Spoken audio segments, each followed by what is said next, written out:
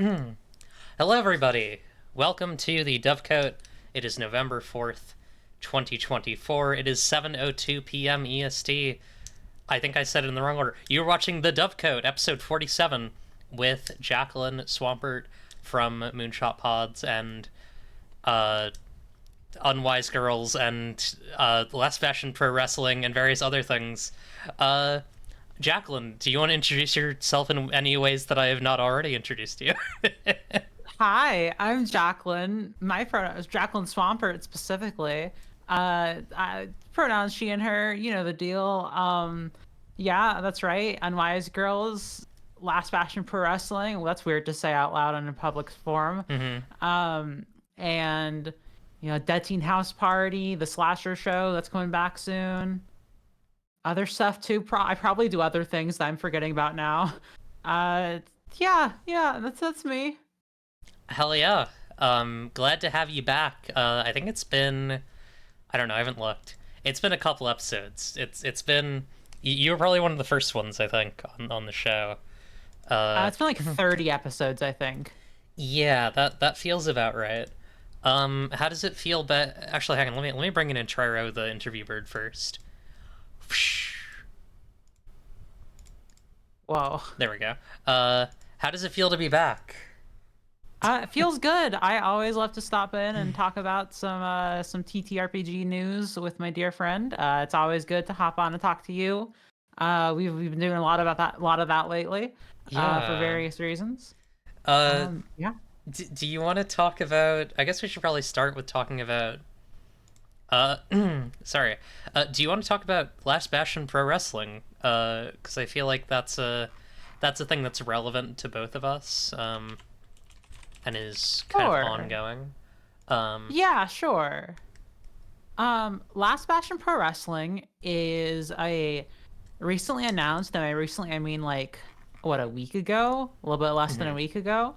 It is an actual play podcast of Worldwide Wrestling 2nd Edition about a struggling wrestling company trying to survive in a world where superheroes are real. It is a project that you, me, our dear friends, our dear friends whose names both start with M, so I almost mixed up their things. Our dear friends Marcy Mousewife and Mac are a part of, and that is it's a show that is actively being produced and will be coming out in 2025 most likely. Yeah, I've been having a really good time recording that with you all. It's really great. Oh god, I'm trying to like toe the line of not spoiling anything while also having substantive conversation about it. It's been really fun kind of getting to lean into a lot of things that a lot of bits that I've thought about a lot with wrestling characters, and a lot of references to the Mountain Goats Beat the Champ. Yeah, you're doing some premium bits on that show for sure. Yeah, also here's the logo, by the way. This is a white version of the logo. Smiles. Oh yeah. But yeah, I've been really enjoying that. And then we've also done we've done 2 other APs technically.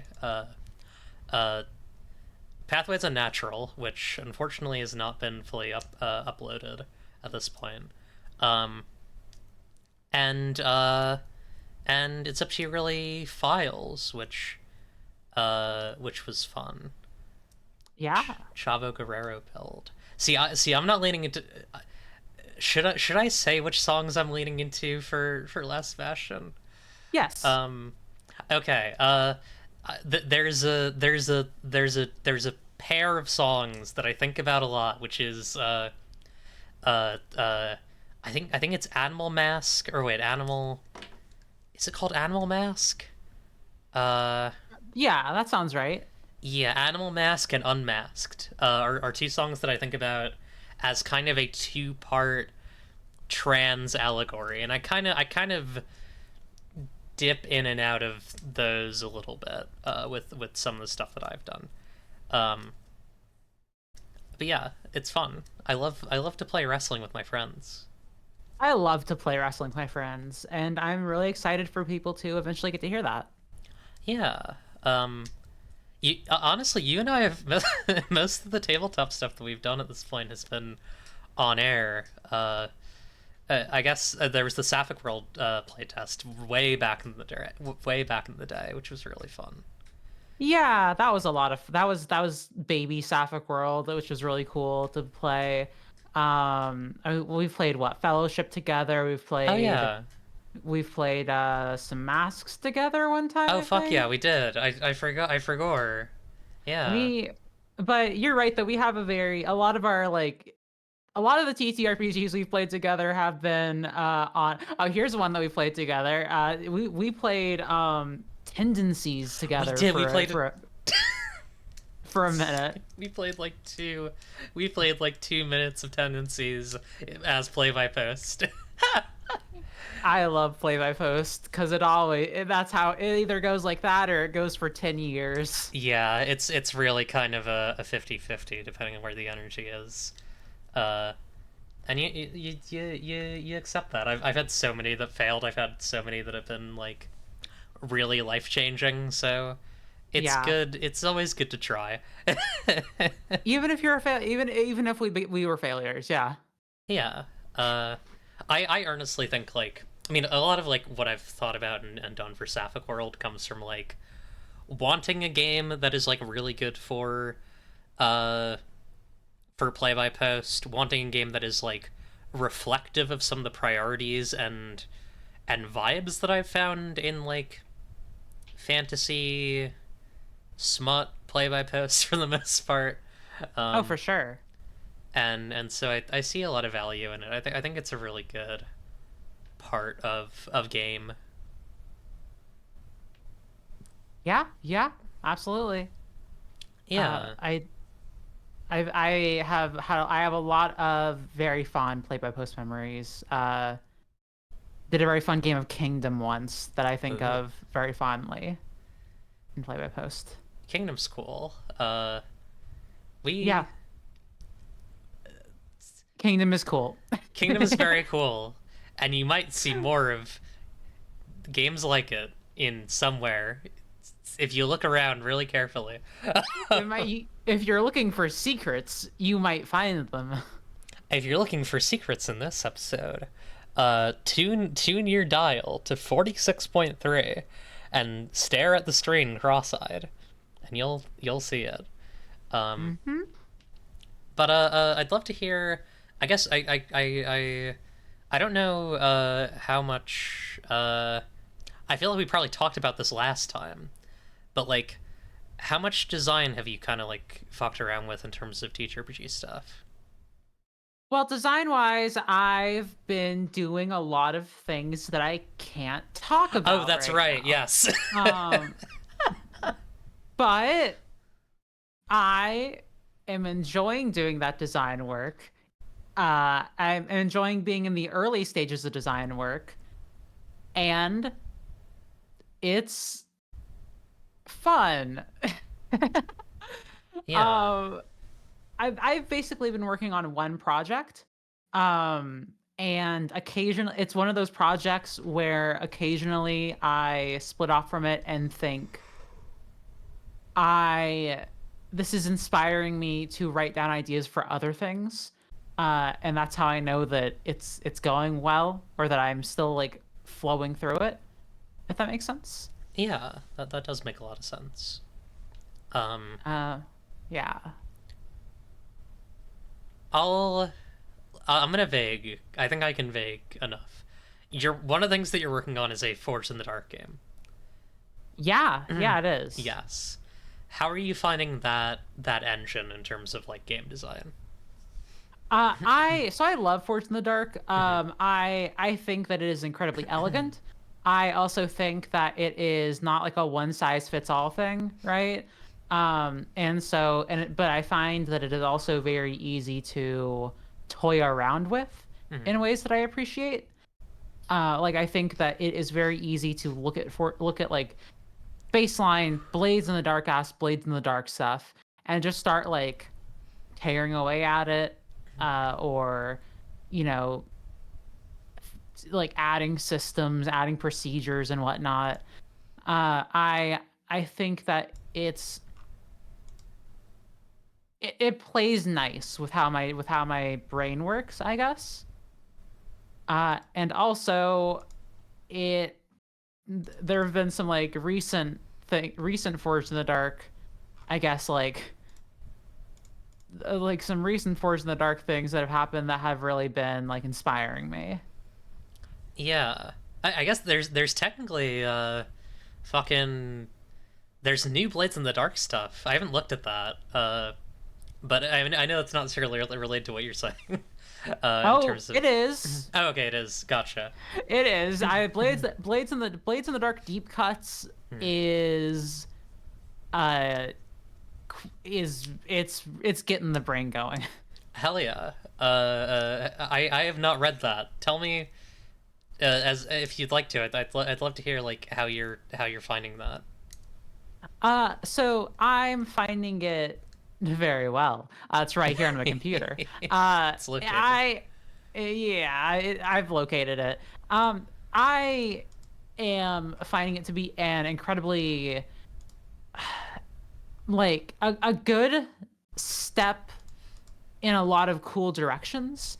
In addition to just like adding a lot of things to the game of Blades in the Dark, it does a lot of cool mechanical changes. One of those, like some of those, for instance, include completely overhauling like the framing of how action rolls work, um, making downtime completely diceless, Oh. um, changing trauma in a really real way, uh, and making it so harm is something that is like fictionally invoked, um, to like cause bad things to happen like a set rather than the sort of like set level 1 harm does this to you, level 2 harm does this to you. Uh, and all of this, even if it's not necessarily something that is like directly contributing to my interests in design or something that I think I would use at a like a Blades table or what have you, all of it is really cool because I love to see a designer like just take another look at a game, I guess. Yeah, that sounds really And good. oh, it's fucking good. Yeah. I I want to try and like get a hold of playing it really soon. I think I might have the opportunity, so I'm excited for it. Hell yeah. It really feels like it's introducing the things to me that I didn't like problems that I had with Blades in the Dark that I didn't know that I had. Yeah. It's like, oh yeah, no, downtime should be diceless. Harm should not be a like a harm should be a lever that's pulled narratively and not mechanically. Fuck. That's awesome. Hell yeah. It's sick. I gotta read It's that. sick. Yeah. What else have you been reading or playing or looking at? Well, I've been playing. So that's an interesting question. I've been playing a lot of World of Wrestling, but I've also been playing a ton of. Um, I've been playing a little bit of the Wild Sea. I had sort of an IRL campaign of that. That and I've also with that same group been doing a Thirsty Sword Lesbians campaign. Hell yeah. Those are both fun little games. I didn't quite get a full grasp of the Wild Sea and sort of the mini campaign that we did, but I did enjoy it. Um, and I've been getting to play just kind of a lot of different little games every other week. Because I don't know if I mentioned this last time, but at the local library, I run a board game and tabletop role-playing game meetup every Tuesday. Hell yeah. So there I've gotten to play a little bit of games like Anomaly, a little bit of Rysis. I've done some The Ground itself, done Follow. Like lots of really, really fun games like that. Awesome. That sounds very fun. That sounds good. Yeah, it's great. It's just great. Yeah. Are there any like highlights among those? Any that like really like struck you or hit you hard? Yeah, I think that I think of the game that I've like played. I I think the game that I've been like most satisfied to get to play over and over again in the last few months, and that I did specifically, I think, first play at the gaming group, was In This World. Hmm. Uh, I think I played that for the first time at the gaming group. It's very possible I played it another time, but uh, do you know In This World? I think someone's mentioned it on the show before because I literally have like the purple link for it on Google.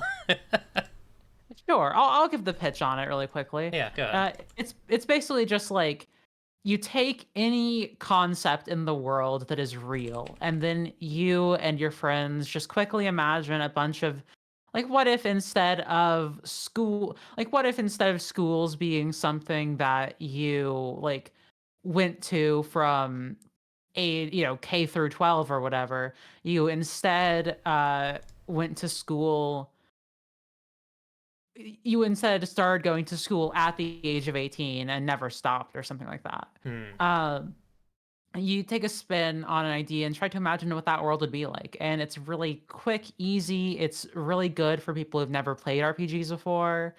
I really love it. Hell yeah.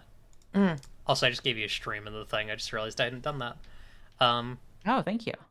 yeah. Are there any games that are coming out in the future or like that are funding or anything that you'd like to gesture towards? Yeah, Or that you just think are good? Like it doesn't necessarily need to be anything that you are you know, it doesn't need to be promotional, but it can be, I suppose. I honestly, this is one of the things about like the TTRPG sphere. I feel like I'm not super plugged into like what's actually one of them. It's oh my god, I need to get the exact name. It's the sequel to Thousand Year Old Vampire that recently funded. I think Hmm. has stopped has like finished funding. So You've Met a Thousand Year Old Vampire, Oh. which is about being a regular person who has made the acquaintance of a vampire and sort of like the fate that you will make. I really love how this game looks. Um I don't know. I honestly I just really like Tim Hutchings' like design and artistic style. And I'm really excited to see another cool instance of that. Yeah, this is really aesthetically compelling. Just kind of the scrapbook use of bits and pieces of collage and such. Um, Yeah, I'm on Tim Hutchings' mailing list, and there have been a few interesting like emails out about like this is my process for how I create these, and it's always very, very interesting to see. yeah. I've done a little bit of stuff in that vein with like We Live Forever, for example, has a lot of like uh a weird mix of shit like survey records from the 1960s, a lot of like Yeah, mall images from the 1980s. I think a lot of that stuff can give games a lot of interesting texture, and I'm always happy when I see that. Um, absolutely. People should use the public domain more. It's like available and good. I think. They really should. Yeah, that's how I did the last Bastion trailers. It's all like publicly available, free like commercial use footage. Smiles. And it's an incredible trailer. Well, thank you. I mean, a lot of it was Max cutting together the audio. For those who haven't seen that, I guess we'll probably be releasing it as its own thing sooner rather than later, right? Probably, yeah. Yeah. So keep an eye out for the kind of solo Last Bastion trailer. Otherwise, you can watch the Moonshot Pods direct. Yeah, Um, yeah, lots of good stuff was announced there. yeah. Let me see here. I'm thinking about uh we have a lot to go through. Do you just want to hop into the news? Happy to. Hell yeah. Um, cool. So I'm gonna talk about Big Bad Con for a bit, unless you want to do one of the other ones first. Give me tell me about Big Bad Con. What's this Yeah. Big Bad Con you speak What's all of? this Big Bad Con? How do I look? Hang on one moment. I want to see if I can be on camera because I want to show some stuff. Uh, Uh-huh. Although I'm worried about. I think that this will not work if I have the other thing on. Yeah, that's gonna be a little tricky. Yeah, maybe not a good idea. Let's not do that. Um, but I will. I'm gonna get the stuff so I can talk about what I have for Oh Big Bad yeah. Con. Da, da, da. We have this. We have this. This, and we have. I think that's it. Okay. So, uh, Big Bad Con. Also, I need to bring out the bird. Cordis coming from. I don't know when Metatopia happens, but coming from Metatopia, it's Cordis the news bird. Um, Metatopia being another TTRPG and LARP con.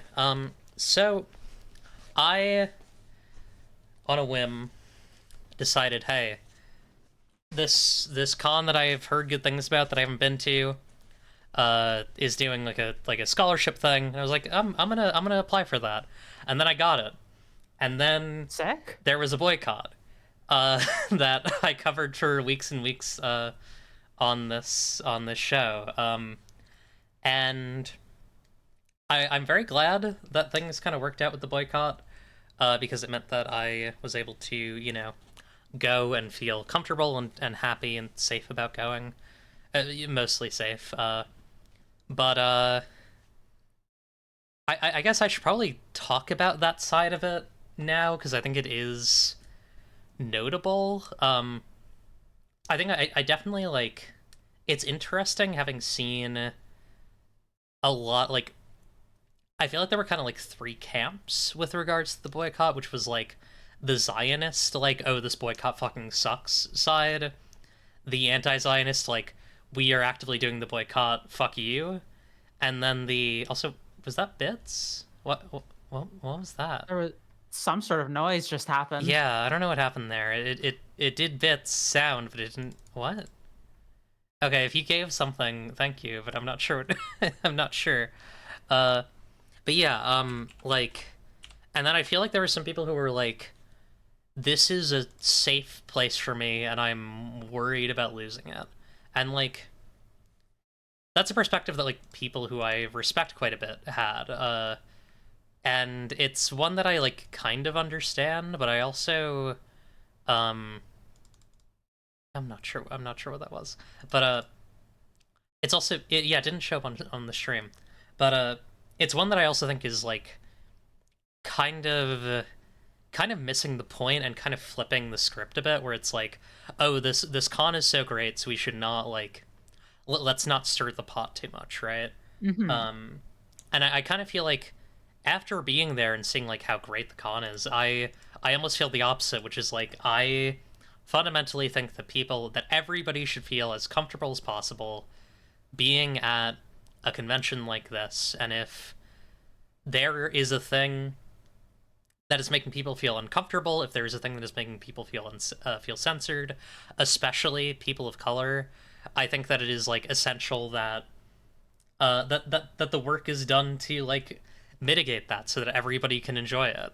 Um, and like my understanding is like there are probably some folks who are not going to be involved next year or going to limit their involvement next year because dealing with the boycott was like a hassle. But also I think on some level it was dealing with the consequences of certain people's actions who I think were held accountable. Um, so yeah, I guess my main thought with the boycott is just like I see the thing that some people were trying to protect. but I also think that like in order to protect that, you need to kind of like hold it to its own standards on some level. Um, Yeah, I mean, I think that's true, right? Like people who are able to be comfortable with things are oftentimes the first to be like, "Do we need to change it? Yeah, there's a mhm. problem, but like I'm pretty comfortable here."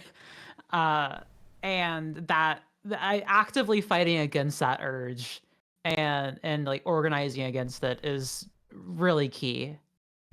Yeah, I I very much agree. I think you have to you have to be okay with being a little bit uncomfortable, and you have to be okay with like the possibility that things that fail to meet their stated goals might fail, right? Like might be held to account and show themselves lacking.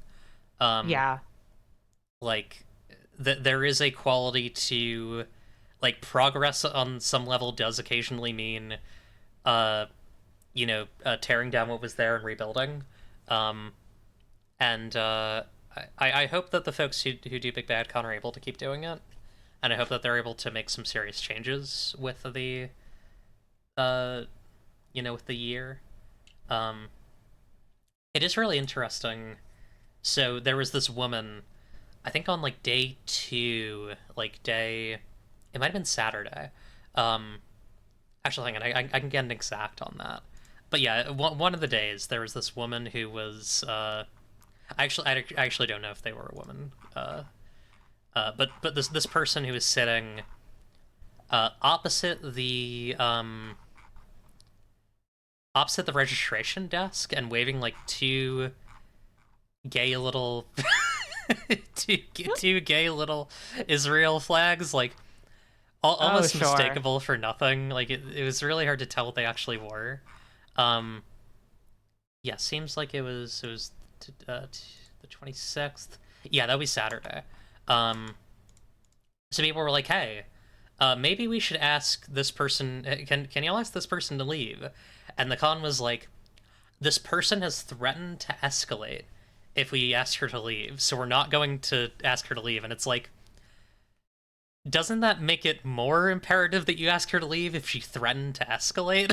Like that means Yeah. that you're putting people in more danger. But I think that there's kind of another issue that kind of got sidelined because it wasn't the main one with the boycott.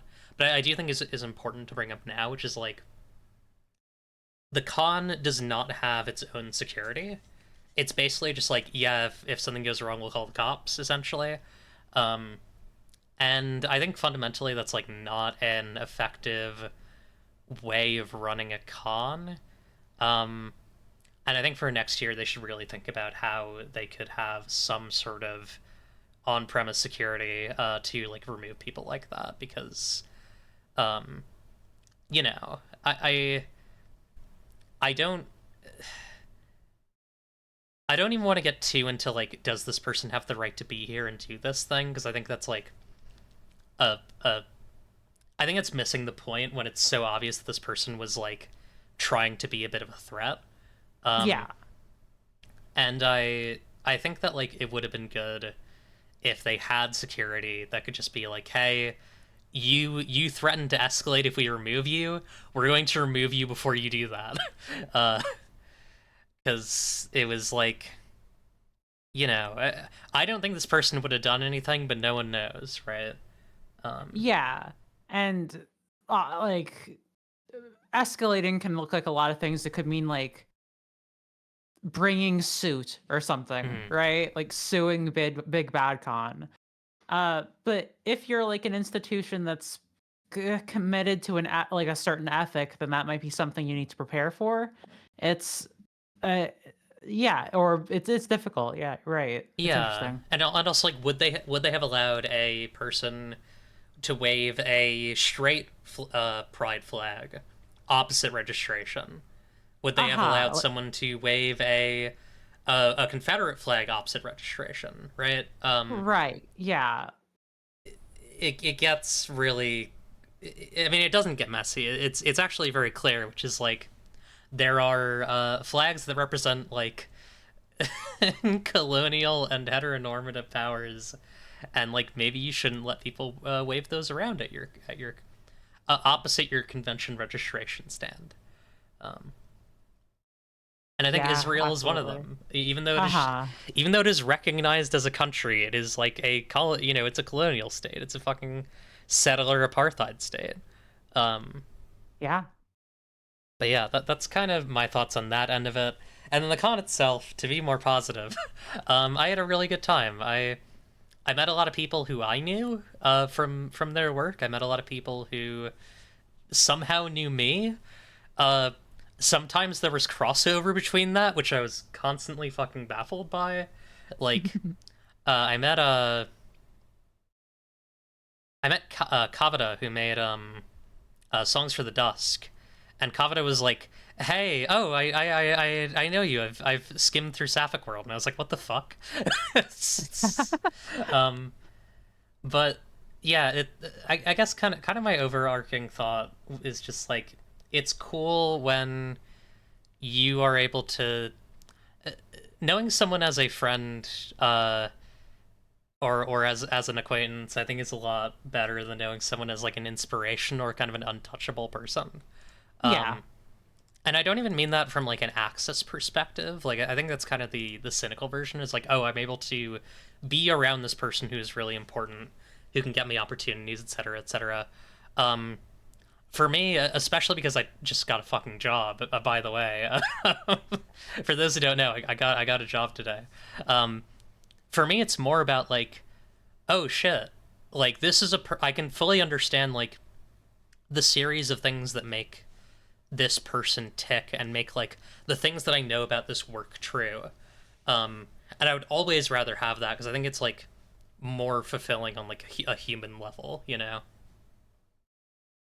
Yeah, I mean, what people say about art, the big thing about it is like you want to try and actually like you want to draw on the people around you and like the people who it like you said, having friends and acquaintances is I don't know. There's I guess I just like I don't see like inspirations and like people who are um like sort of celebritized or iconified as like particularly valuable to like creation in that way. Like like obviously there are like in some ways, but like not. Yeah, yeah, yeah. Yeah, I think about like I think about like Jay, who like I knew about Jay's work for a really long time, and I like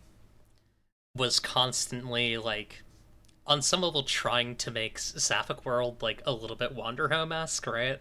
Um, and then eventually I realized like, oh, Jay had reasons that Jay did all these things, and like the reasons why I'm doing things are actually fundamentally very different from the reasons why Jay did these things.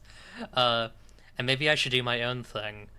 Um, and yeah, I don't know. It's nice. I got my roommate was I should probably say because I was gonna just be like, yeah, my roommate was Jess. My roommate was Jess Levine, who has not been on the show yet, but should be at some point. We need to figure that out. Um, Jess was a very nice roommate. Jess is extremely busy. People should buy Jess's games, I think. Um, and yeah, particularly for a small industry insider calling Big Bad, it's so worth keeping in mind that we're all small fish in a small pond. In the grand scheme of things, we must view each other's people. Exactly, 100% agreed.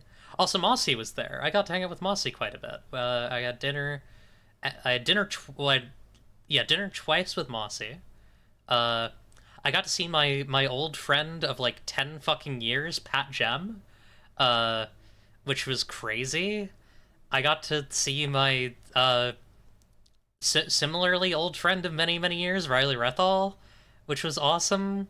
Uh, I got who else did I had dinner twice, same dinner with Riley and Mossy. Actually, were you there for?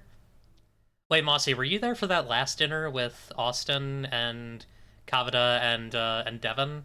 I don't remember. Um, But yeah, lots of really cool people around. I'm not gonna just spend all my time name dropping, but like really pleasant. Um, I want to talk about what I have. So I have a game called Living My Best Life in the Zombie Apocalypse that I got for a trade, basically for a barter. I was like, I'll do a spot art in your next thing if you give me this, and they gave it to me. Smiles. I bought Raccoon Sky Pirates, which is really fun. I'm excited to try this. Oh, we Um, played Raccoon Sky Pirates at my gaming group. oh hell yeah, yeah! I got to say hi to the person who made that. It was really neat. Um, I mentioned that I had. Okay, you were just at the first one with Austin. I I don't know why I inserted you into that because you were packing during that second one, right? Anyways, details of our escape, by Possible Worlds. I was talking with Crumrine, and I was like, hey, uh, I I was like, I got some of your games at PAX EU, and he was like, oh yeah, which games do you not have? And I gestured at a couple of them, and he was like, well yeah, the big one that I'm trying to sell is the Details of Our Escape because it's our new one. And I was like, oh shit, I covered that on the Dovecote, and then he just gave it to me for free. Uh, Mossy, who's in the chat, gave me Arcane Academy, which I'm really excited to read. Fucking Caro gave me Caro Cercian gave me I'm sorry, did you say Straight Magic? Fucking I forget if it was Nick or Sylvan, but one of them gave me Before the Flood. Jess gave me a copy of I Have the High Ground. Oh, and I finally got Riley's signature as a proxy in my copy of Riley Rethel and Jade Drecken's Venture and Dungeon, um, which means that this weird little artifact is complete. Um, and then I also have a level 1 free RPG day from 2024 that was being given away at a free booth, which was neat to have. Um, and yeah, that's all the stuff that I got. Do you have any? Very I'll cool. actually ask you. Do you have any questions for me about Big Bad Con, Jacqueline? I'll answer. Sure. Yeah. What is Big Bad Con? That's a great one. It's a convention that occurs every year in San Francisco. At the I don't know if it's every year here, but it's at the Hyatt. It was at the Hyatt Regency this time, um, just by the airport. And it's cool. It's like mostly TTRPG creators and designers. They have a lot of like really neat panels and like small press expo type stuff, and it's also like a floor con. Like you know, most people have rooms in the hotel, and then like Yeah. people will just kind of fucking hang out in the atrium. So you'll just be like eating dinner and they'll be like, oh, I think that's Connie Chang. Like it's a lot of like really niche TTRPG internet micro celebrities uh kind of hanging out in the same vague space. A lot of AP people, I think especially this year, like I know I think Rick Perry from Dimension 20 was there. I didn't get to see him. Ned Donovan was there. Um, a lot of those sorts of people. Cool. That sounds like a great time. Yeah, Um, hmm. Uh, let's see. Yeah, that's my question. awesome. That's a good question. But yeah, that's Big Bad Con. Um, I really enjoyed it. I really want to go back next year. I'm hoping to maybe see if I can convince like another person in Yab to also try and get the scholarship so that we can go together. Puts my Mm-hmm. fingers together. Potentially Wendy. We'll see. But yeah. Um, that's that. Let's go through this next one, then we'll talk about the last one after a little break. Sounds good. Weirdly, this is connected. It became connected. It wasn't connected at first. Love to go to a con where about 40% of the attendees have colored hair and pronouns. Yeah, it was dangerous because it's like, is that person? And it's like, no, that's not that person, you fool. But yeah, anyways, second story. Uh, this was not connected to Big Bad Con before. It suddenly became connected to it over the course of the week, which is fucking nuts. But we're going to talk about the dropout Zionism situation. So, oh boy. Uh, really feel like I'm going to pass out thinking about Uh-huh. this. So, this is only tangentially related to TRPGs, but I think it's important to discuss because it relates to Dropout. This part is actually not true anymore because literally it became connected to Big Bad Con. So let me get right into it. Noah Grossman from Smosh was on an episode of Dirty Laundry. Hang on, let me get a window thing up so that I can show you all this garbage. Um, some examples of things that Noah Grossman said here. Nope, the opposite. People react to their predisposed positions. This is a clear call to a higher position that all can agree on. Murdering of innocents is always bad, and cheering it on makes you bad. I'm sorry I didn't add an Israeli flag, but I think my position as an American Jew is clear. And then things that he liked. A reminder for those who aren't aware, from the river to the sea is a call for Israel to be wiped off the face of the earth. They're openly calling for genocide of Israeli Jews. And then this guy quote tweeting, this is the tweet that he liked, this quote tweet. These rallies have really damaged the Palestinian cause. They've been so ugly, and some of the worst offenders are Westerners. This was in 2023, shortly after October 7th. When George, this is the, I fucking hate this tweet, by the way. Every time I see this, my blood fucking runs. When George Floyd was murdered, Jews were out in the streets protesting and getting beat by cops, along with our black brothers and sisters. I didn't see Hamas protesting, nor did I see Hamas on social media posting in support of civil rights here in the US. This should be obviously, to anybody who knows anything about Palestinian politics, this should be obviously, like, fucked up and evil to say, because Yeah. Palestinians, despite the, like, absurd humanitarian situation that they're in, are, like, deeply educated and tuned into, like, world injustices and conflicts. You know, tuned into stuff that has happened to Ireland, tuned into stuff that has happened to black folks in the U.S. Literally, there is a George Floyd mural in Palestine, or I think it's in the West Bank. And then, yeah. This tweet is obviously doing another. I know this isn't what the thing is about, but this tweet is doing the classic thing of also positioning it as Jews versus Hamas, as though this is the like all Jewish people are Israel. Yeah. Sort of classic positioning there. I should probably actually clarify just so that I'm airtight here. The reason why I'm seeing this person saying Hamas is because of what Jacqueline just said. Like, this person means Palestine, right? They're just fucking evil. Yeah.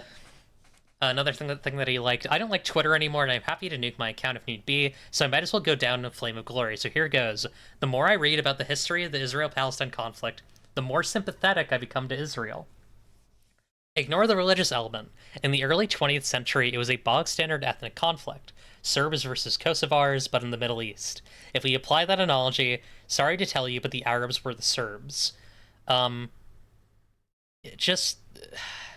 I don't know. I honestly don't know much about Eastern European politics, but I'm going to assume that this is rancid, right? Like, it seems. Let me. This is all rancid. This is all rancid. Let me.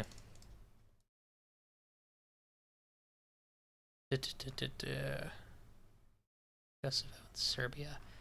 Here we go. Kosovo and Serbia. I'm learning. One moment. Kosovo declared. Yeah, this is like such a. They're framing it as that Palestine is the oppressor and Israel is the seceding, like, self-proclaiming independent state,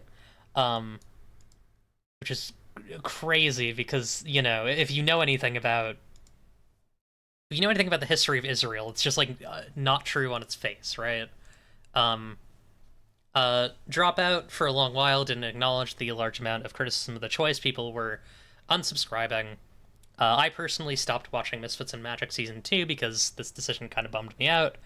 And then, the reason why this is connected to Big Bad Con is because a bunch of folks put together this, which is the Dropout Boycott. 4 demands: release an explicit and public statement unequivocally denouncing Zionism and committing to the freedom of all Palestinians as well as the decolonization of Palestine. 2. Remove all known Zionists from their programming going forward, and release a statement regarding those who have been on the platform previously to acknowledge how it has harmed the Dropout fan community, especially its Palestinian and anti-Zionist Jewish supporters. 3.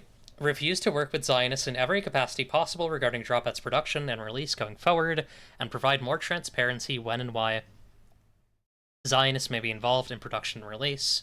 4. Make a commitment to work with Palestinians and anti-Zionist Jewish people within the TTRPG and comedy spaces moving forward, and listen to those voices as to what they would like to see from the platform.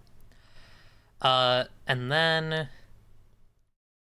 we would like to thank the organizers of the Big Bad Boycott for their work, which heavily inspired this card, as well as our demand letter.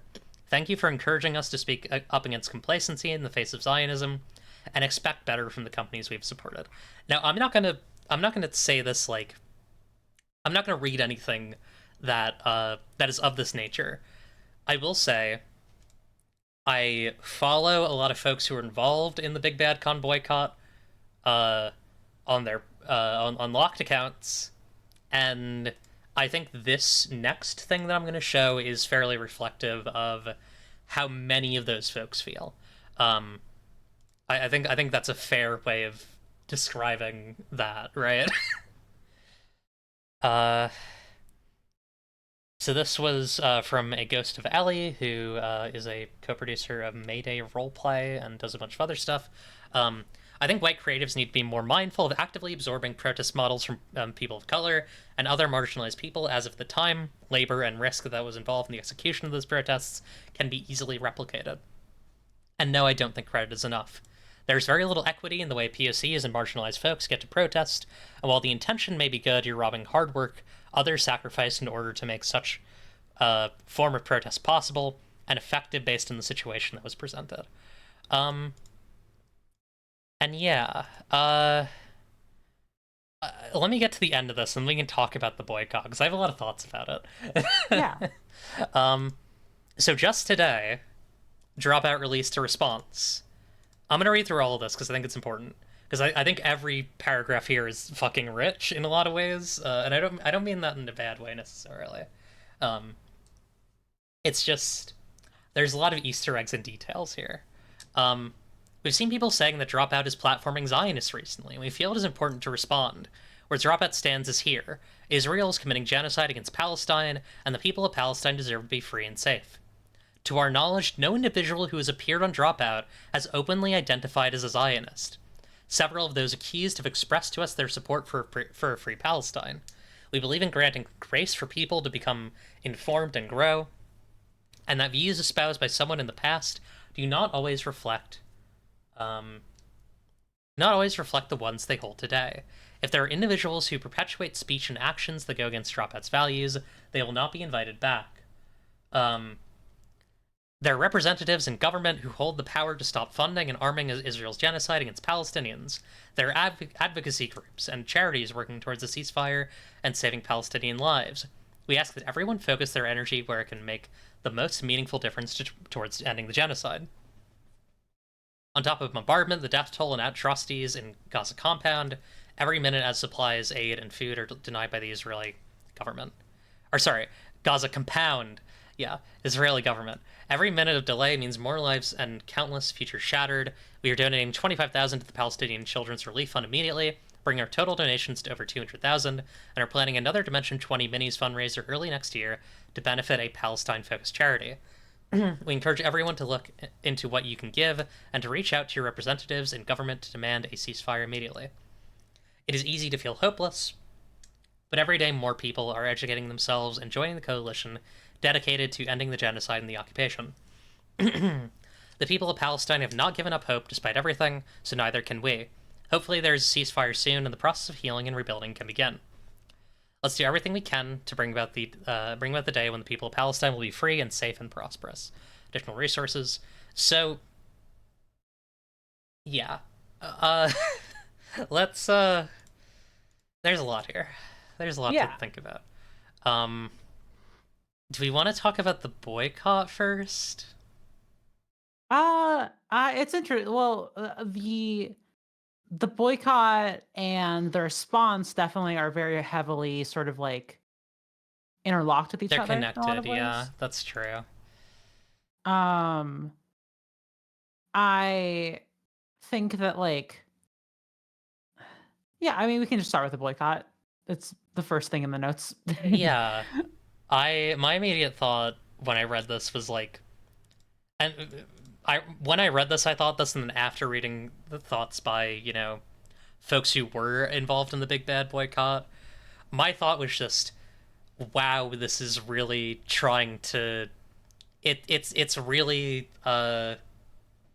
seeing everything as a nail, right? Like, oh, this is or not really seeing everything as a nail. It's like trying to utilize the same exact method that like a method that was designed to deal with a very different situation, right? Like the big bad boycott details, the demands that they made were very specific to their relationship to Big Bad Con.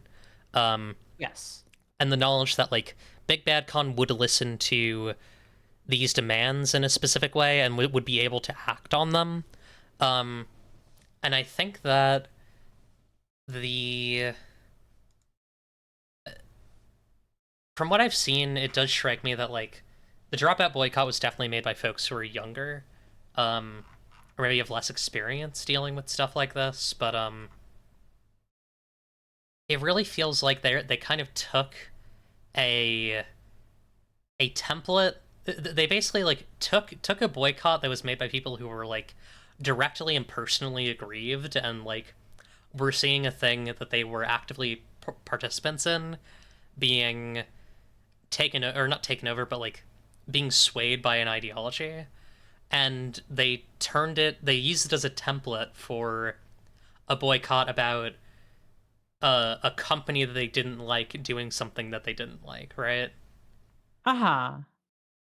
Like Um, it's very much like there are different strategies you can use. Hmm. It's very much an instance of like seeing a strategy and using it, but not understanding that like this is like I'm not understanding how to tailor that to what you're actually trying to achieve or what you like should be trying to achieve. And also the difference between like media company that you like to watch versus like a con like an or like an institution you're participating in. yeah. Um, I also think there's a lack of directness here that I think kind of bit them in the ass when it came to the actual response from Dropout, because they said remove all known Zionists, right? Uh, Uh-huh. and that kind of got them because Dropout was like, we don't know any Zionists. We don't have any known Zionists here. No one here has declared themselves a Zionist. In fact, they're all in support of a free Palestine. So um, Yeah, if there was, it seems like this Noah Grossman from Smosh person was the main like I guess was the main instance that mhm. I know of, and it feels like to not specify that is it definitely allows for like I don't know don't know who you're talking about. Yeah, I and also like what are the purposes of this? I don't know. I I've seen some. I honestly don't know enough about like the sort of like small show production industry, but I do question the utility of like the three things being don't buy merch, don't like remove your subscription and unfollow. Um, I mean, I suppose that is like that is the main axis of power that you have towards dropout, right? Um, Yeah. so I suppose it makes sense doing that. Um, but yeah, I don't know. I'm really kind of. I guess the thing that I would encourage folks to do is if you see a movement that you think is very successful, if you see a boycott that you think is very successful, reach out to the people who did it. They will probably be happy to help you. If you have a righteous cause and it is like similar to their cause, they'll probably be happy to help you figure that out. Um, because to my understanding, these folks did not communicate with the big band boycott folks, and I think that's sad. Um, what other thoughts do I have here? Uh, yeah, I think it's mostly just that, and then I mean, I just find that the like working with Palestinians and anti-Zionist Jewish people within the TTRPG and comedy spaces, like you basically just like you know, like it's almost plagiarism. Uh, if Yeah. folks remember the Big Bad Boycott text. Um, the other line that I really fucking hate in this dropout thing, like I think I have a lot of frustration with the dropout response because I think it's like not very good. Um, like I think it is materially very good, um, but I think it actually fails to kind of answer any of the complaints or concerns that folks have, and maybe can't on some level because it's a corporate thing. Um, the bit of like, uh, you should stop yelling at us. You should be yelling at the levers of power. Is like kind of deflective, I feel, in a kind of nasty way. Um, and I also really don't like the bit of like, we don't know anyone who's Zionist, and everyone we've talked to says that they're in support of a free Palestine. Yeah, Ethan Klein says he's in support of a fucking free Palestine, but he's like a fucking insidious racist. Like, you can Yeah. that's not any standard. Yes. There is people can claim things. Two, people can mean different things when they say words. Mm-hmm. A it's a little bit it's a sinister sort of escape, right? Mm-hmm. Um I find that I find this response to be like you said, very corporate. Very like I don't know, just like very expected also. It Yeah. it's very much like, well, here's what you asked for, and we're your friendly neighborhood dropout company, and we will continue to be. We want to preserve that image. I just want to point out that Noah Grossman's hang on, is it grandfather or great grandfather? Um, great grandfather fucking participated in the Nakba. Like, Christ. not to say that like if that's true, you can't be anti-Zionist, but like maybe a little bit more interrogation of like what this guy means when he says he believes in a free Palestine is maybe worth considering. That's all I'm saying. Um, Maybe, yeah. yeah, I being active. Yeah, no, yeah, being actively related to a genocide error doesn't help. Um, I think Israel is a fucking devious country, and not in like a cool like not in the way that like a vampire woman is, in the way that like Adolf Hitler was. Uh, and Yeah. I think like fundamentally, I really respect people being very diligent with regards to. I really respect folks. I think this is true about Big Bad Con. This is true about Dropout. I think I really respect folks being extremely diligent um, about like how how a country that is actively committing a genocide right now is being talked about. Um, I just think that there's a good way to like organize around that in a bad way. And I think the bad way is definitely the way that the dropout boycotts folks did it. But like it's not. I don't know.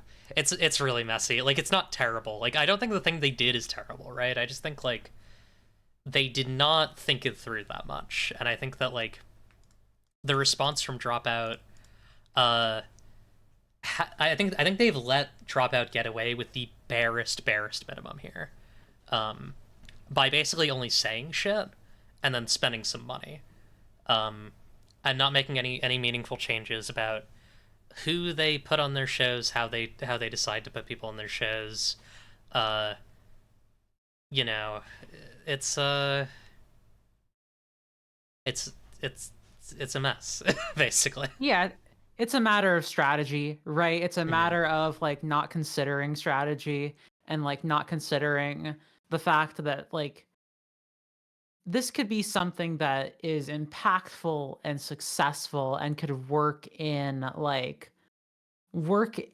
coalition with other people doing like sort of these like various I don't know, like various like anti-Zionist like movements, and it could work with those in a way that it didn't really, it Mhm. seems. Yeah. Um, but I listen. I respect the kids for trying. I guess is kind of my broad thought. Like, Yeah. you know, I'm I'm not old, but I'm 26. Like, I've seen a couple things like this happen at this point, and like, I get the sense that the folks who organize this perhaps have not. Um, and I hope that next time they're able to do things in a way that better fits the cause that they're trying to see occur, and is more respectful to their peers in other spaces. Yeah. It's like it's not like something much worse could have been done. This could have been like we're calling a general strike in the United States tomorrow to stop dropout from one of the classic. The general strike shit pisses me off so much. I've talked about this on the show. Um, it's God. There's a lot of like. I think a lot of the issue is fundamentally just like, um, uh, how deep do I want to go into this again? I'm gonna try and keep this to like two sentences. Uh, I think that I generally do not take a strike seriously unless it's something that's like asked for by someone like Bisan, for example, um, or kind of if it's like a thing that's happening in like Lebanon or Egypt. But like even then, the way that people frame global strikes at just like almost fucking random really grinds my gears. I'm glad. Listen, I'm glad, as you said, I'm glad that there is like a purposeful dropout strike, that there was a purposeful big bad strike. And I think people should just keep donating to Palestine. Like fundamentally, just like keep fucking like pouring money into like into support organizations, into like individual GoFundmes for people trying to get out or trying to survive in Palestine and the West Bank, um, because we are, uh, as much as the U.S. is a dying empire, um, Israel is a really dying empire, and they are fucking flailing and fidgeting and screaming. And the outcomes are devastating. Um, but like ultimately, I think that there are things that we can do as people who live in. I can't speak for everybody in the audience, but I know myself and Jacqueline live in what you would describe as the West. The imperial core. Um, and I think that folks should do that. And Yeah. yeah. I want to say like beyond just donating, which is very important. Like I'll also look locally into like organizations that are like taking action and like doing like they're like doing like doing the work like doing the sort of the material, like doing the material work, because yeah, it's May set, like it's May 1 says in the chat, 90% U.S. weapon shipments, and there, yeah, Yeah. if you live in the U.S., there are organizations, yeah, yeah. Yeah. And you know, there are probably also some there are probably some people who you might know who I can't talk about on this channel who are doing stuff that's more quiet, and maybe you want to do that. I can't Haha. necessarily speak for you or your life or the people you know. Anyways, we should take a little break, and we'll be back. We'll talk about something much more low key again. All right, be right back, everyone.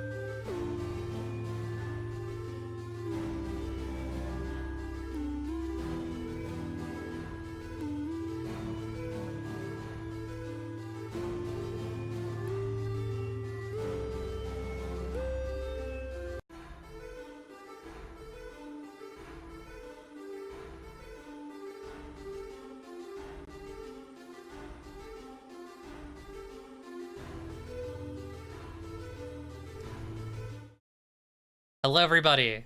We're back. We're real, and we're coming. Um, Hi. We're gonna talk about one last bit of news here. I wanted to talk a bit about the time we have because it seems really cool, and has a I guess it's a resolution mechanic or an atmospheric element that I hadn't seen in a TTRPG.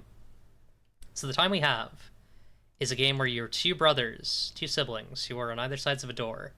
Um, One of you has been bitten, and the game itself is played on opposite sides of a closed door.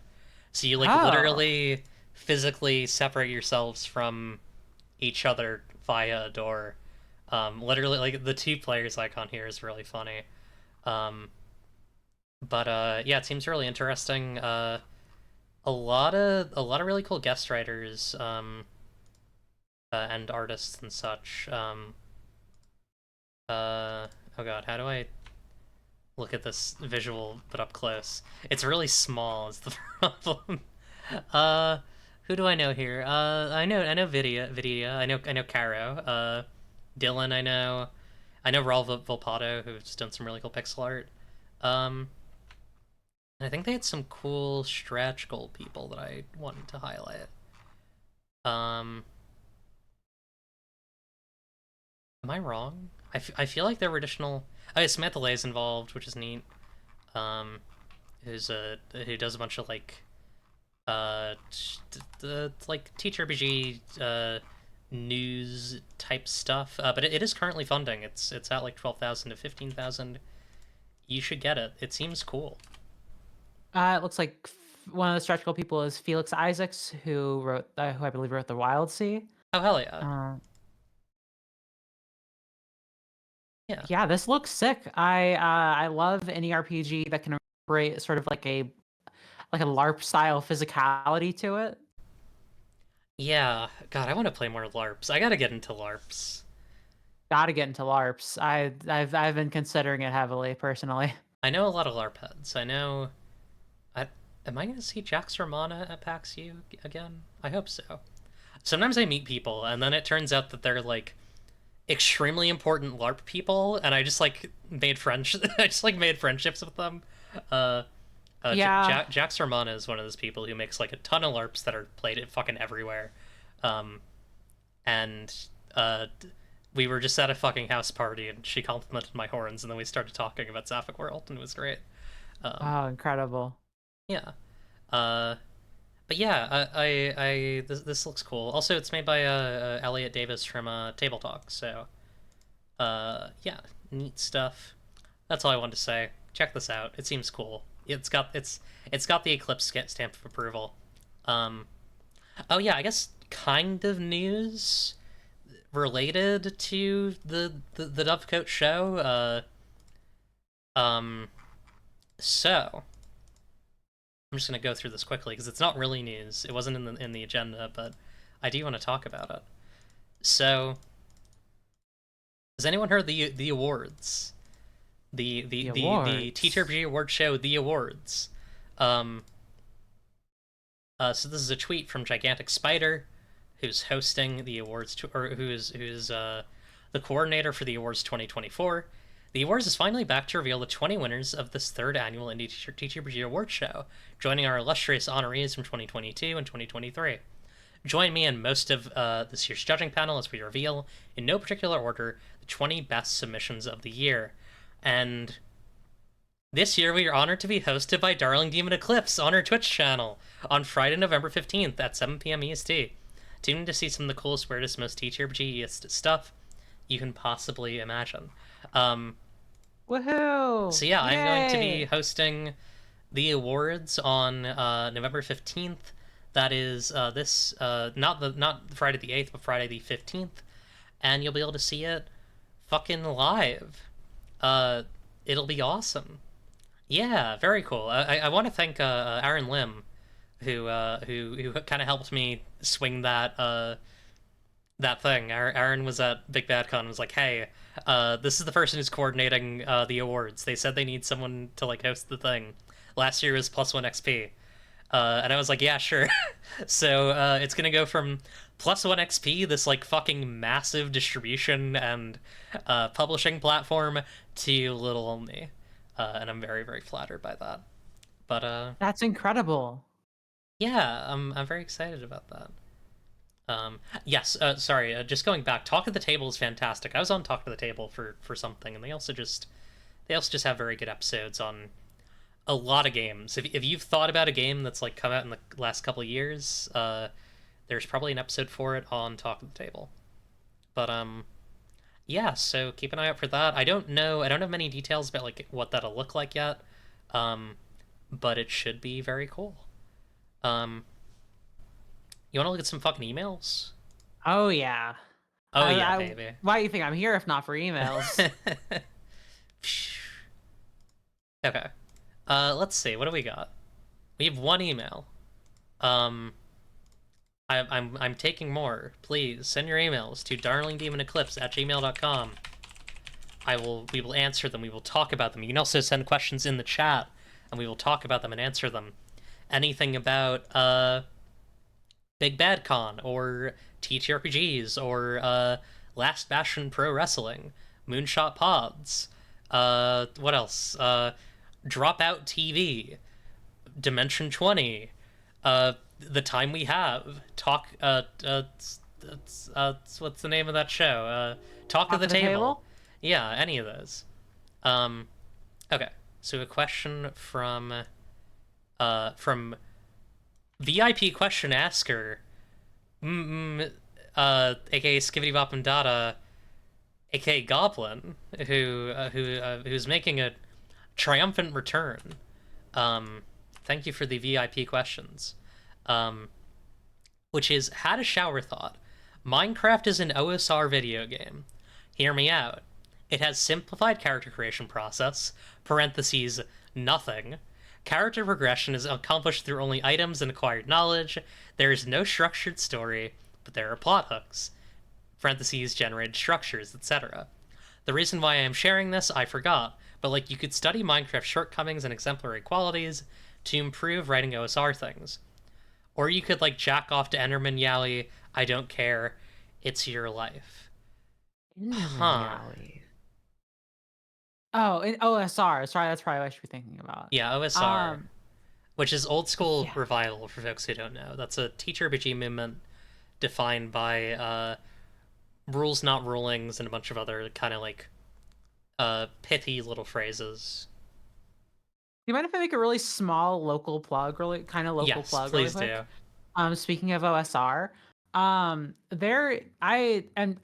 only kind of know about this, but I know it's happening. If you're in New England or like Massachusetts and you want to go to an OSR convention, Mm. uh, there's one happening in Northampton, Massachusetts called Arcane Con, uh, on this Saturday. It, I don't, I've met the organizer once and he seemed cool. I played Mothership with him. That's Hell all I yeah. know about the con. But yeah, thought I should mention that. Mothership's cool. It scares me though. I get too Oh, scared. it's a little scary. Yeah, I think this is a good old thought. Like, Yeah. I've been playing a lot of Minecraft recently. I was playing Minecraft before I got on here, in fact. I was playing modded Minecraft. I was using Ars Novo to cast fucking spells. Um, so I need to like wrap my head around this. I do think I agree. Like, there's a classic OSR, like, a classic OSR idol, right? Which is like what the game where you wake up on a beach and your class and everything is determined by what you find, what you're able to do in the world, and that's the whole thing, right? Um, and that's kind of what Minecraft is. yeah. I actually am curious. What would you say? Like, do you think that the sort of people talk about procedures a lot in OSR, right? Uh Um, huh. what do you think about procedures in regards to like modding Minecraft? Do you think there's any like comparison to be made here? Uh, I see. I thought you were gonna go for procedural generation, so uh, I was kind of, You were ready for a joke. You were ready for a bit. yeah, um, yeah, that's interesting. I mean, I think obviously like modding alters the procedures on some level, right? Like, it's taking this like OSR game and then putting these other modules in it, but like some of the modules like alter the structure of the game. Um, it's almost like putting, I mean, this is an OSR, but it's almost like putting, uh, what's the name of the like it's putting like class warfare in Dungeon World, right? Yeah. Um, yeah. Although some mods are just like it adds new dungeons, which is like pretty normal for an OSR thing. Like this is a book that has a new adventure for this game.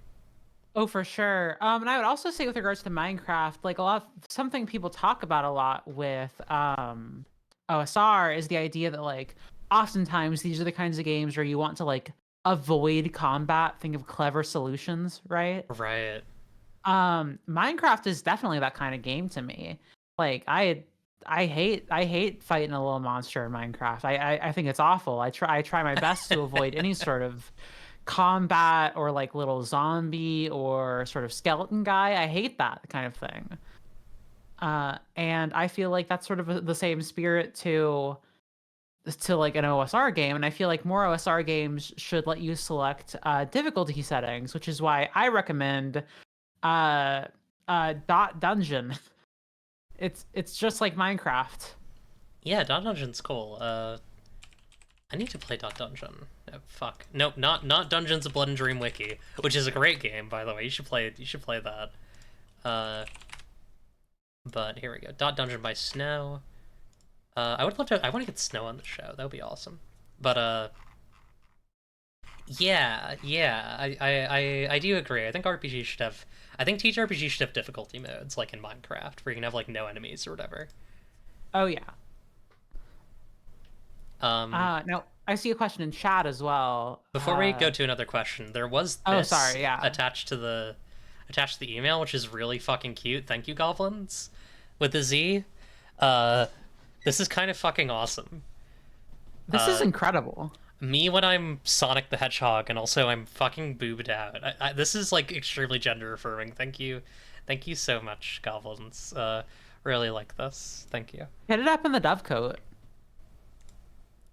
I I should actually start pinning like fan art on these walls. That would be awesome. That might be a Yeah. good like next season thing. Once we hit episode 50, I'll start doing that. Um, but yeah, let's answer these questions. Do we want to answer let's answer Z's actual one first, which is when do you think we're going to get the shitty official Minecraft TTRPG box set? Imminent, I feel like. Uh I want to I'll say right now there will never be an official Minecraft TTRPG box set. And you can quote me on that. You might be right. I think that I don't know why I could see almost anything else having an official TTRPG. Minecraft, I don't know. I just don't think it's gonna happen.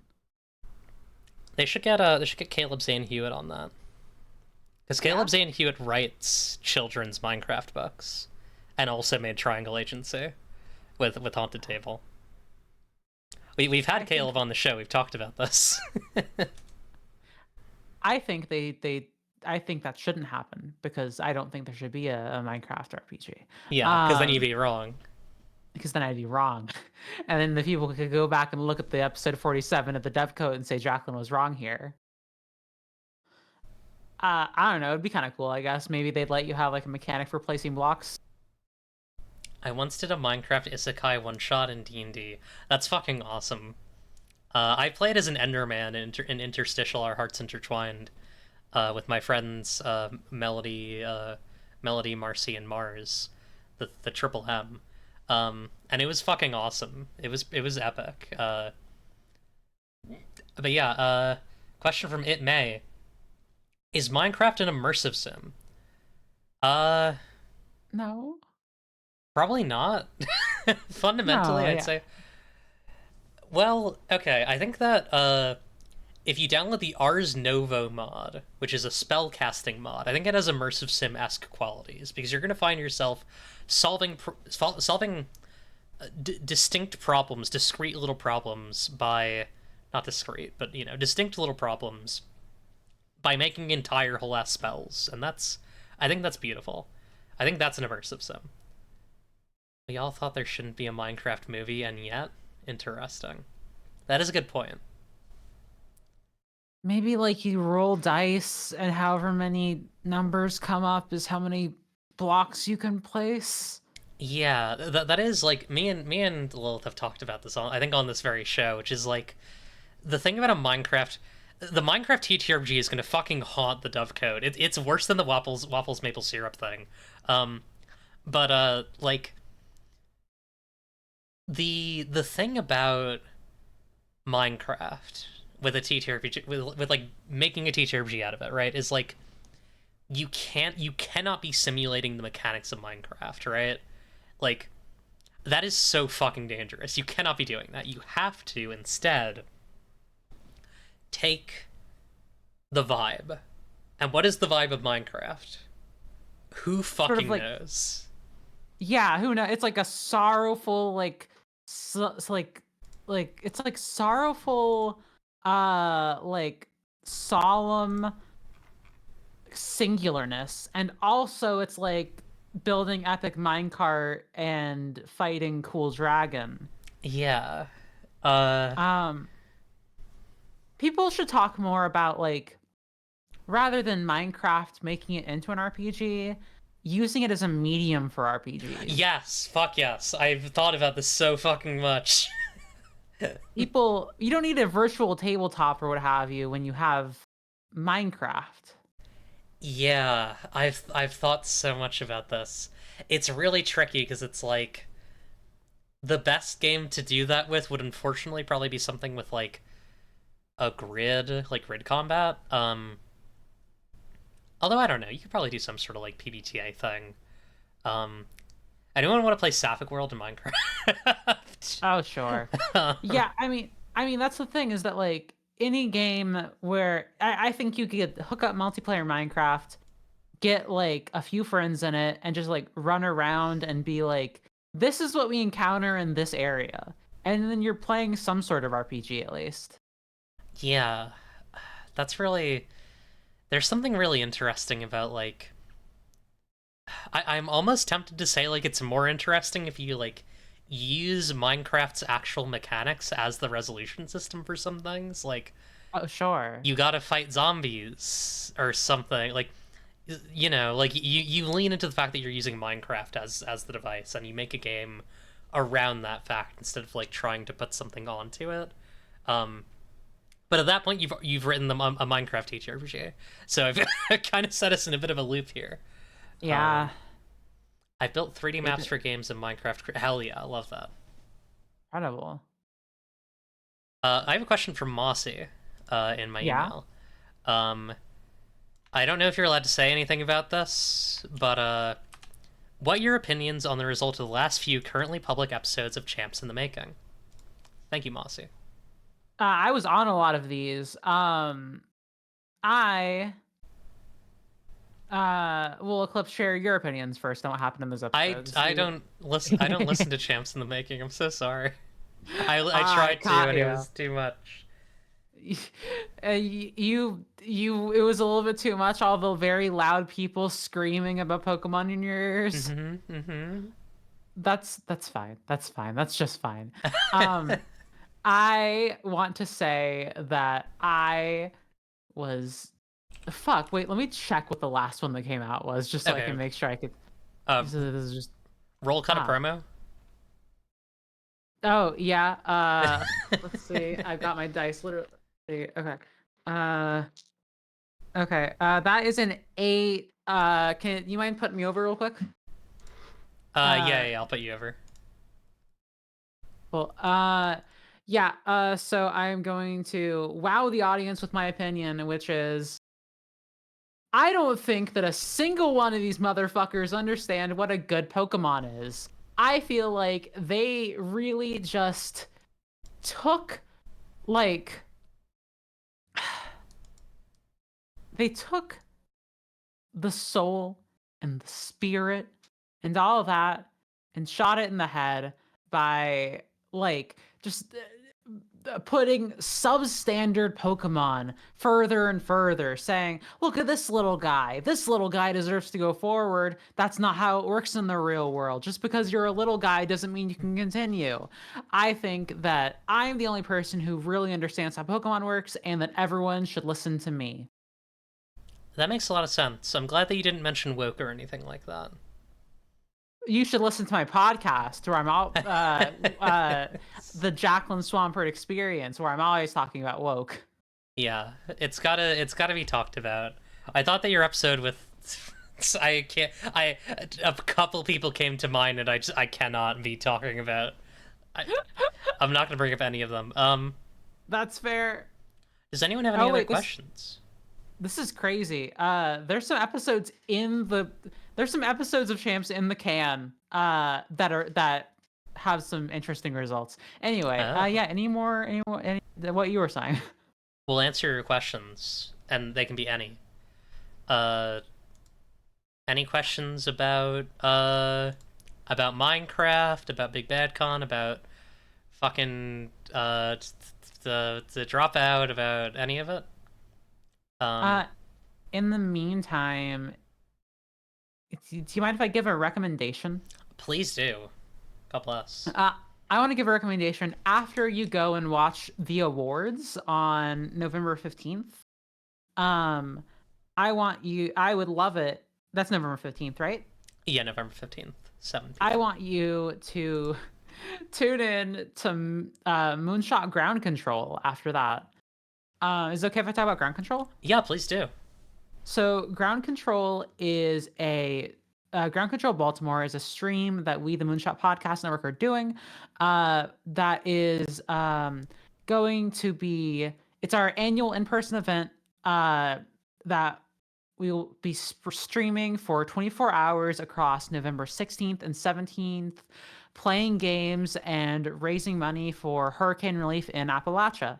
And I'm going to be there and live and in person. A lot of cool Moonshot folks are going to be. And I think that it would really be worth coming out if you want just sort of a full weekend of streaming. I would highly recommend it. Hell yeah, that sounds fucking awesome. Give that a watch. Hang on, let me what is Moonshot's username on Twitch? You gotta. I know it's moonshot.mov, but I don't know the actual. Let me give that a look. Shot.mov. Moonshot Network. Moonshot Network. I'm gonna give them a shout out. Give that a look. So I'm getting a question from Audiovore. This is a Minecraft related question. Do either of you have recommendations for Minecraft mod/mod packs for single player role playing? Depends on the power of your computer, probably. I think it really depends. God, that's tough. What are some for role playing? For single player role playing too. Yeah. There's like the Pokemon one, right? Yeah, there is a Pokemon one. That's fun. I think that like if you want to do some Pokemon stories, you can just run around and look at Pokemon and then pretend things are happening. Yeah. I started I think it's called Dimensional Ascension recently, which is a very something that I appreciated is it is high magic, but it has create, and it's like modern high magic, low like no real tech mods besides create, and it's like all adventure and like dimension stuff, which is all the stuff that I enjoy. I fucking hate making a blast furnace in Minecraft, or like I hate setting up wires. at any point that you require me to like set up pipes, I'm gonna kill you. Um, so yeah, it's like a lot of good stuff, a lot of like nice, well made stuff. No annoying mobs. Like it's all just like zombies, skeletons, spiders, creepers. Um, Sometimes you'll encounter a slightly stronger one, but they're not like ridiculous. Um, and it's got Terror, or I think Tetra is the name of the mod, which is like a kind of reimagining of Tinker's Construct, with a more of an orientation towards like finding unique structures to like improve your manufacturing and like tool crafting abilities. And it also has Ars Novo, which I really like, which I mentioned earlier. Um, I've been looking at a lot of Minecraft mod packs recently, so this was a this was a good question, Audio for. Um, I'm trying to think of any that I wouldn't recommend.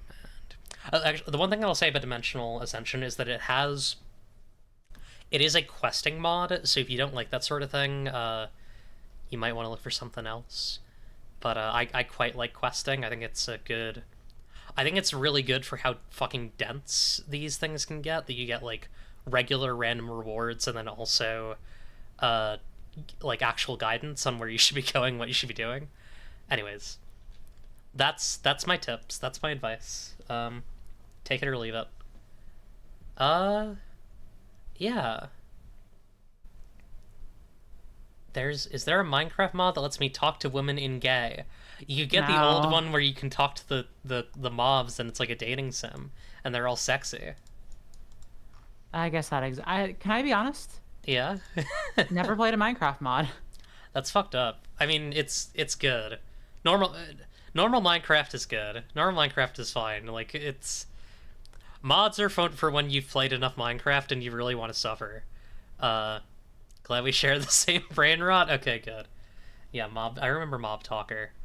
Uh, I remember there were a lot of weird perverts on YouTube who had a strange fascination with Korean dancing women who played a lot of that mod. Anyways, so I think we can probably wrap up here. Thank you so much for being on, Jacqueline. Is there anything that you want to direct folks towards before we raid someone? I mean, I guess like my podcast on Wise Girls is I like that. It's Percy Jackson reading the Rick Riordan books. We talk about the chapters Yeah, otherwise and goes. also keep an eye on the Riley Hopkins and Their Amazing Friends podcast feed, because this has already been announced like a while ago, but it should be out in the next month or so, next couple months. I'm going to be on an upcoming season of that Fuck about yes. Zelda. Fuck yes. Awesome. I'm excited for that. That rules. And that's all I have to direct people toward. That's really cool. I hope that's fun. Hell yeah. Oh god, am I gonna raid someone who's playing Minecraft? Odds are looking pretty high. Uh, is Gibson on? Um, I don't know. Let me see if Gibson is going to be on. Padabana. Gibson, my acquaintance, Gibson, aka Padabana, who is in the Balloon SMP Minecraft show. Yes. There's a couple of clips of them. So in this Minecraft series, there's like a caldera where like there's a bunch of fucking horrible fluid. It's like a Balloon SMP is like an SMP that has like dedicated coders and admins and stuff, so like they have like custom shit. And Gibson blew up a nuke in the caldera that no one knew they had, and everyone was trying to prevent them from blowing up.